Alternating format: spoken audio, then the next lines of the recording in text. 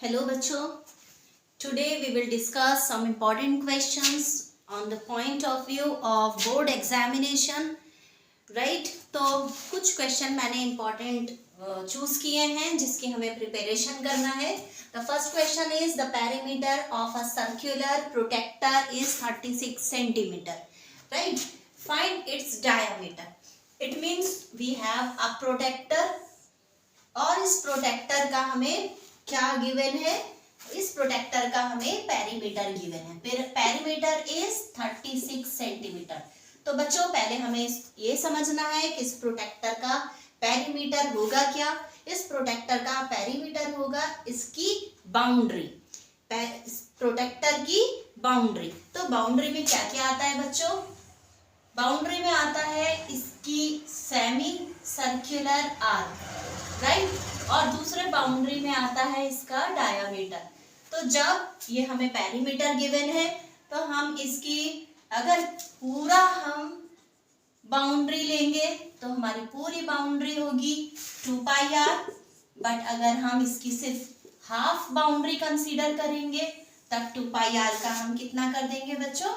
Pi are, right. अब ये पाई are और ये वाला डायामीटर मिला के हमारा क्या बन जाएगा? इस प्रोटेक्टर की बाउंड्री बन जाएगी, मीन्स इसका पेरीमीटर बन जाएगा, राइट. तो ये किसके बराबर है? 36 के बराबर है. नाउ डायामीटर हमारा कितना होता है? हमें मालूम है ना डायामीटर कितना होता है? 2r. तो डायामीटर रेडियस का डबल हो जाएगा. ये हमारा डायामीटर है और ये हमारी रेडियस है. ये वाला हमारा पाई आर रहा, circular arc, plus 2r equals to 36. अब हमें डायामीटर कैलकुलेट करना है. इट मीन्स पहले हम रेडियस कैलकुलेट कर लेंगे, है ना. तो यहां से r कॉमन ले लीजिए, अंदर बचेगा पाई प्लस r कॉमन लिया, बचा 2 इक्वल्स टू 36, राइट.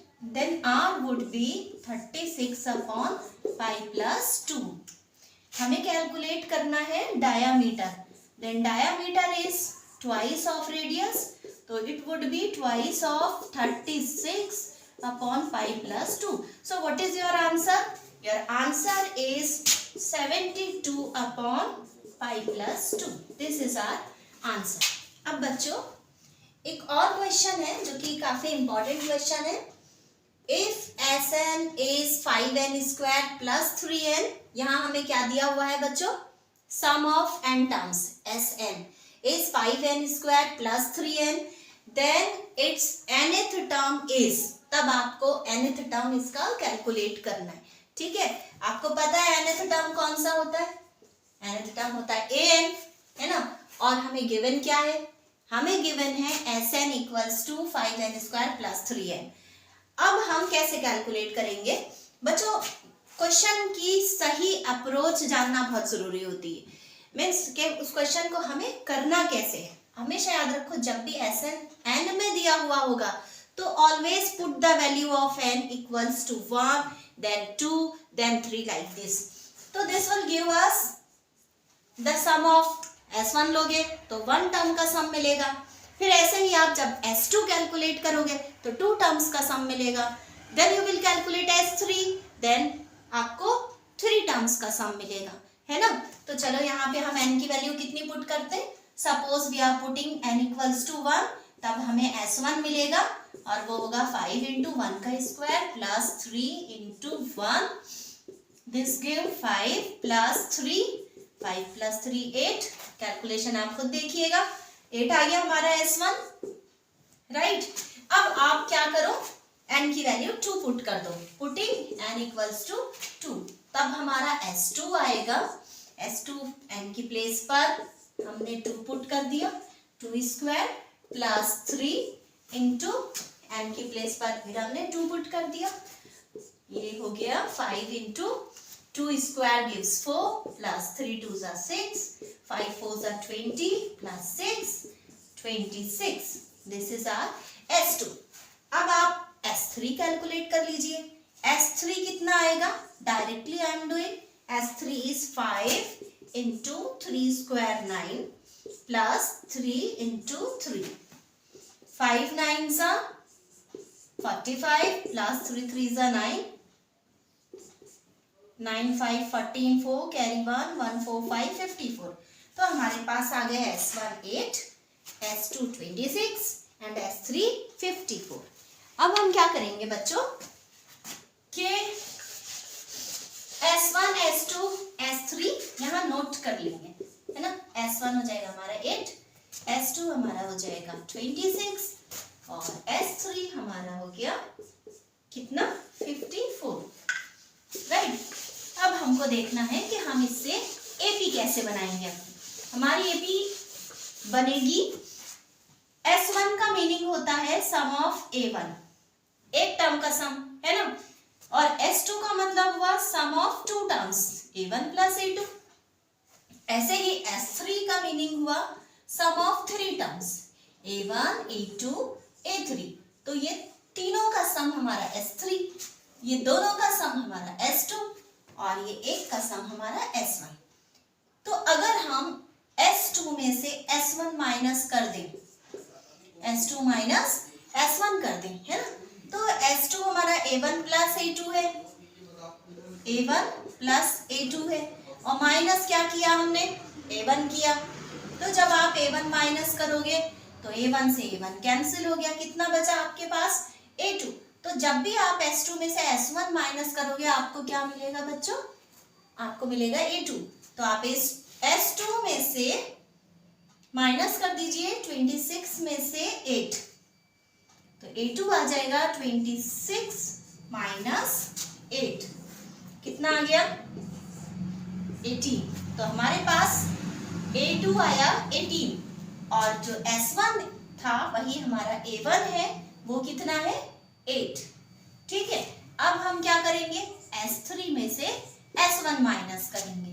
तब तो आप समझ ही गए होंगे कि जैसे ही S3 है A1 A2 A3 तीनों का सम है, माइनस आप करोगे S3 माइनस S1 नहीं S2, S3 माइनस S2 करोगे तो S2 हमारा कितना है A1 प्लस A2 है. माइनस करने पर हमारे पास बताओ क्या बचेगा, सिर्फ A3 बचेगा.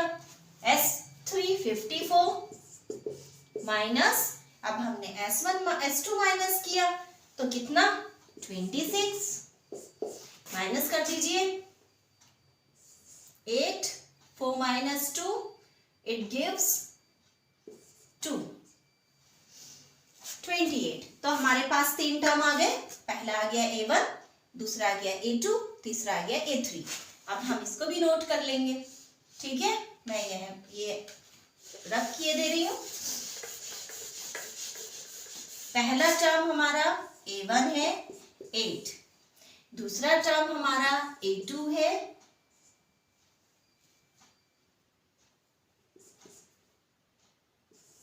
18 और तीसरा टर्म हमारा A3 है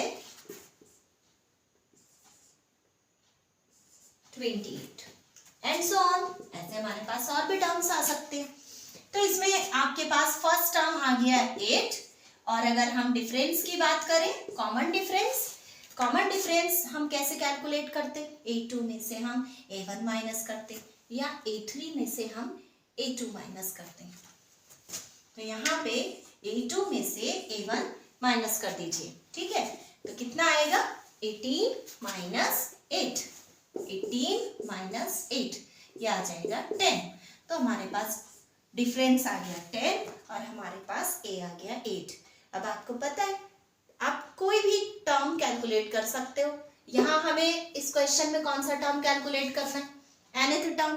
हमने क्या किया, हमने ये AP बना ली, पहला टर्म, दूसरा टर्म, तीसरा टर्म. अब हमें कौन सा कैलकुलेट करना है, nth टर्म कैलकुलेट करना है. तो an आप कैसे निकालोगे, you will use formula a plus n minus 1 into d. A की वैल्यू कितनी पुट करना है, ए की वैल्यू पुट करना है हमें 8 और n तो हमें गिवन ही नहीं है तो n को ऐसे ही रहने दो, है ना. और d की जगह पे हमें क्या पुट करना है 10.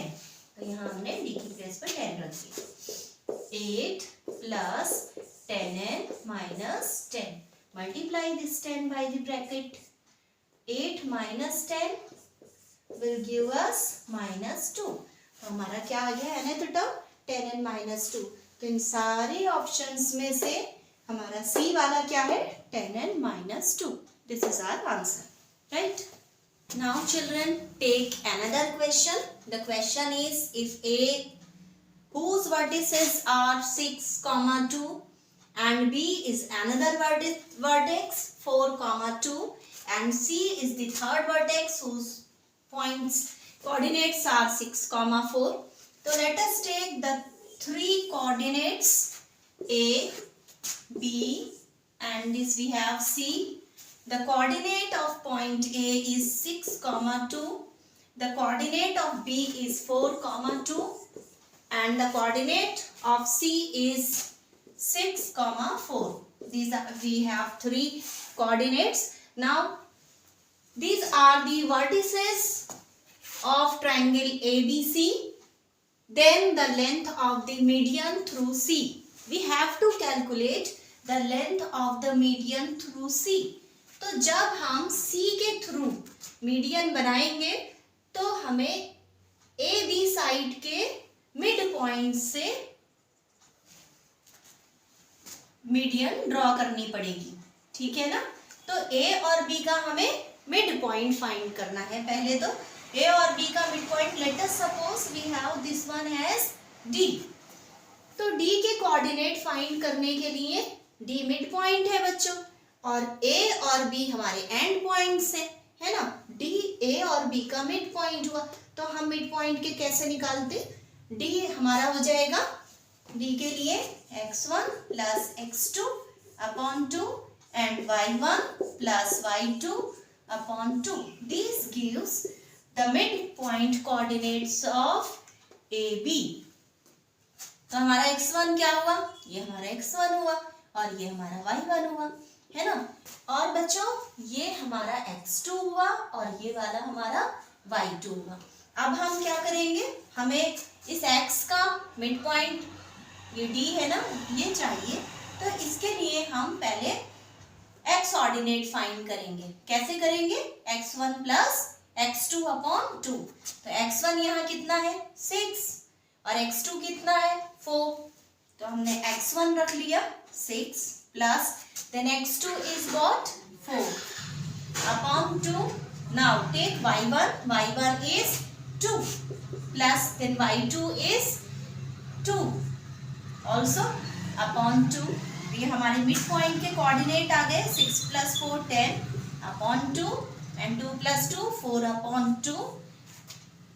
इसको और सिंप्लीफाई कर लीजिए 5, 2। तो हमारा D जो है मिड पॉइंट हुआ 5, 2।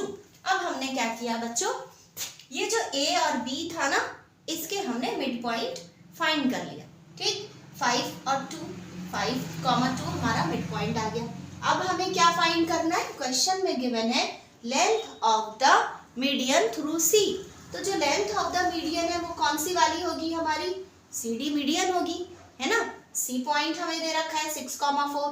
D हमने कैलकुलेट कर लिया है, D हमारा 5, 2 आया था। अब हमें CD की लेंथ फाइंड करनी है। तो जब हम CD की लेंथ फाइंड करेंगे, this is nothing only the distance between the 2 points C and D।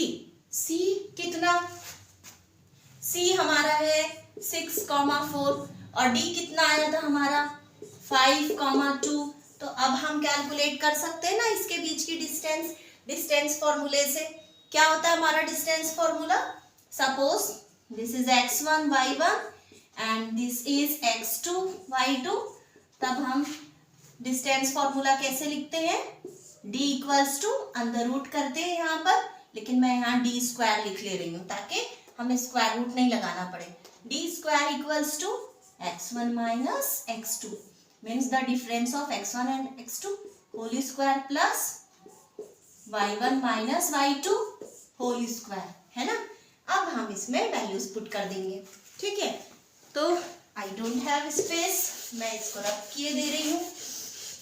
यहाँ देखिए आप, जब हम इसमें फॉर्मूला लगाएंगे तो ये d स्क्वायर आ जाएगा, x1 हमारा होगा 6 माइनस x2 हमारा है 5 स्क्वायर प्लस फिर y1 हमारा है 4 minus then y2 is 2 square. 6 minus 5 gives 1 square. 4 minus 2 gives 2 square. 1 square is 1, 2 square is 4, 4 and 1 5, and this obviously we have d square, and when we calculate d, take the square root of 5, है ना. तो ये square root of 5 ये हमारी unit distance किसके बीच की आ गई. This is the distance between point C and D, which is obviously the length of the median, right. अब ये क्वेश्चन हो गया. अब हम let us take another